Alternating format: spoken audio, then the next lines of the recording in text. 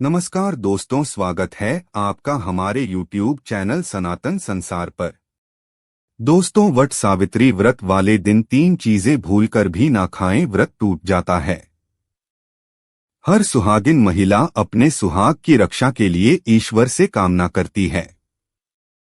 पति की लंबी आयु की दुआ करने के साथ साथ वह उसकी तरक्की के लिए कई उपवास भी रखती है। ऐसे में वट सावित्री व्रत का महत्व अधिक बढ़ जाता है। ये उपवास हर सुहागिन महिला के लिए खास होता है।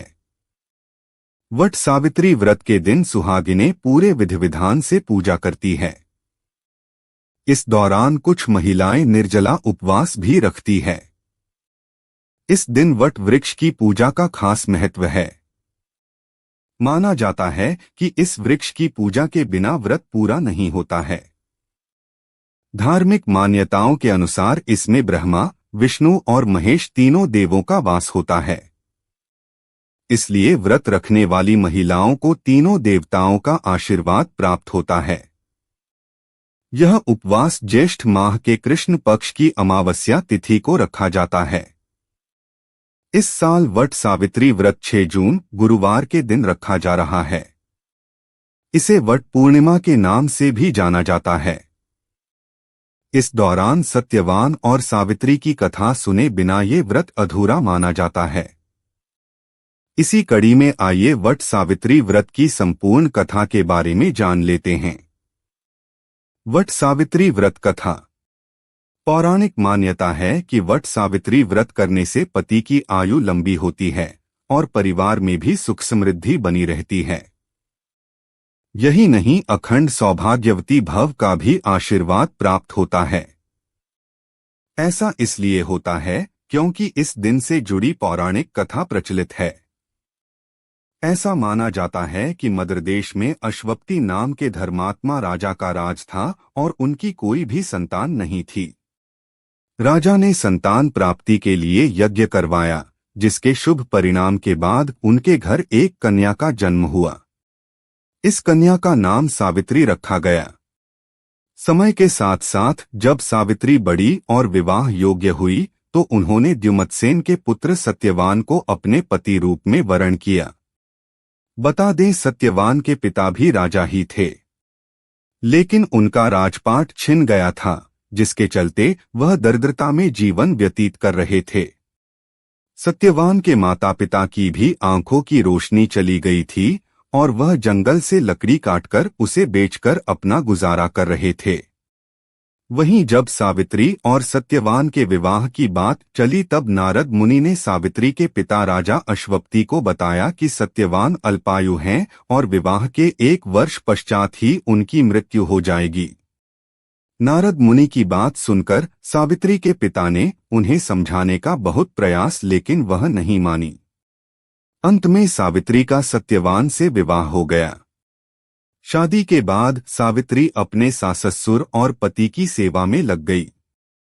फिर एक दिन वो दिन भी आ गया जिसका जिक्र नारद मुनि ने किया था, सत्यवान की मृत्यु।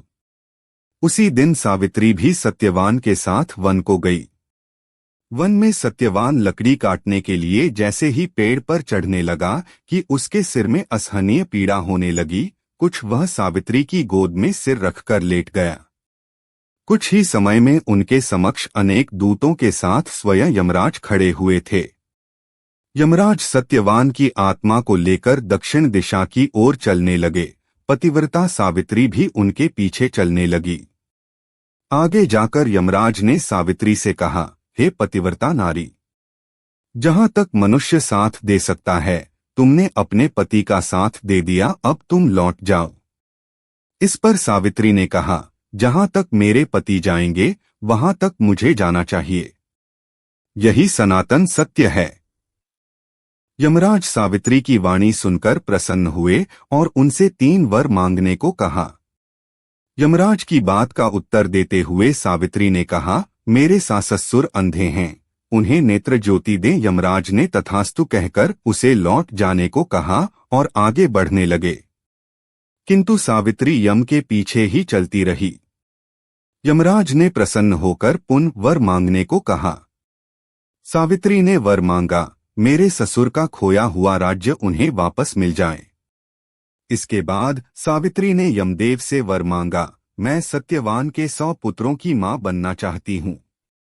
कृपा कर आप मुझे यह वरदान दे। सावित्री की पतिभक्ति से प्रसन्न हो सावित्री से तथास्तु कहा, जिसके बाद सावित्री ने कहा कि मेरे पति के प्राण तो आप लेकर जा रहे हैं, तो आपके पुत्र प्राप्ति का वरदान कैसे पूरा होगा। तब यमदेव ने अंतिम वरदान को देते हुए सत्यवान की जीवात्मा को पाश से मुक्त कर दिया। सावित्री पुनः उसी वट वृक्ष के लौटी तो उन्होंने पाया कि वट वृक्ष के नीचे पड़े सत्यवान के मृत शरीर में जीव का संचार हो रहा है। कुछ देर में सत्यवान उठकर बैठ गया।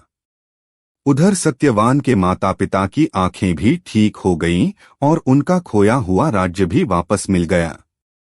वट सावित्री व्रत में क्या चाहिए खाना। आमतौर पर महिलाएं वट सावित्री व्रत के पूजन के बाद अपना व्रत खोल लेती हैं, लेकिन कुछ महिलाएं इस व्रत को पूरे दिन भी रखती हैं।